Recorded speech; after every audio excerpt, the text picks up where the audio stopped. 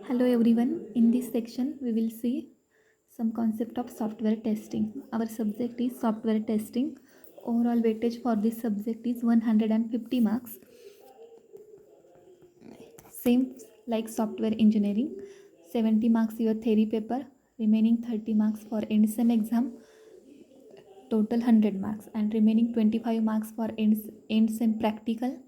That is practical is internal, and remaining 25 marks for your practical and internal assessment. So overall weightage is 150 marks. Okay, so in this section we will see our first unit, that is basic of software testing and testing methods. Weightage for first unit is 14 marks. Okay, so we will start directly from first point, that is what is software testing. Software testing means what? Question already asked for 2 marks. Define software testing or explain software testing. Means software means is a set of instructions or a programs.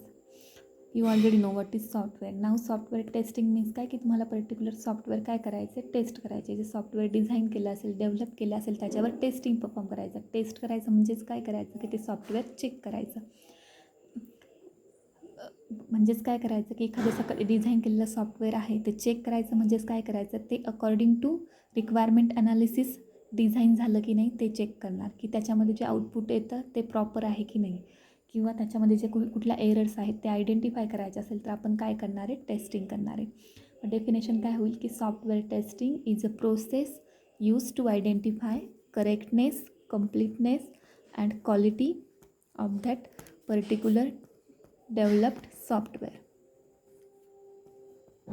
These three factors are important: correctness, completeness and quality. Correctness means what? According to customer requirement or according to requirement analysis तुमचं software correctly design झालं की नाही ते taste करणार.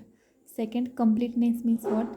जो काही result किंवा जे काही आउटपुट कस्टमरला पाहिजे तेच आउटपुट आपण डिझाईन केलेल्या सॉफ्टवेअरमध्ये आलं आहे की नाही, स्टार्ट टू एंड सॉफ्टवेअर तुमचं कंप्लीट आहे की नाही.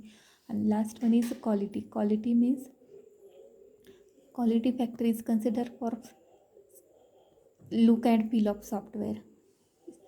Look and feel means software easy आहे का हँडल करायला, किंवा लुक जे काही जीवा जो असतो सॉफ्टवेअरचा तो इंटरेस्टिंग आहे की नाही. रिलायबिलिटी म्हणजे काय, ते कस्टमरला यूज करायला इझी आहे की नाही.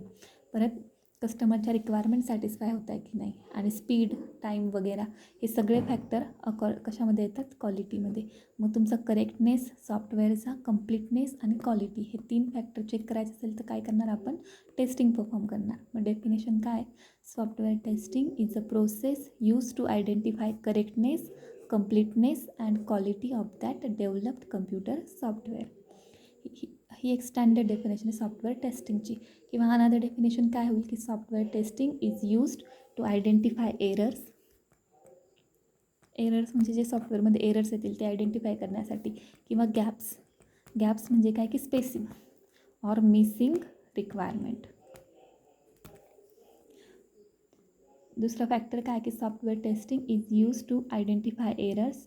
गॅप्स म्हणजे जे काही स्पेसिंगला प्रोग्रॅमिंगमध्ये किंवा आपण कोडिंग करतो तर कधी कधी अनवॉन्टेड स्पेसिंग आपण सोडतो, त्याची काही गरज नसते, मग असे गॅप्स.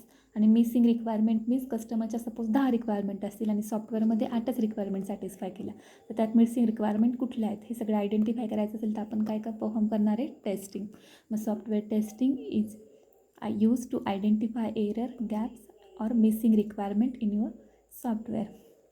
ओके, अजून सॉफ्टवेअरमध्ये सांगता येईल सॉफ्टवेअर प्रोसेस कशी केली जाते. मग टेस्टिंग परफॉर्म करायचं, बट हाऊ. टेस्टिंग परफॉर्म करण्यासाठी 2 मेथड्स यूज केले. एक तर तुम्ही टेस्टिंग मॅन्युअली करू शकता और यूजिंग एनी कम्प्युटराइज किंवा using any tool, any software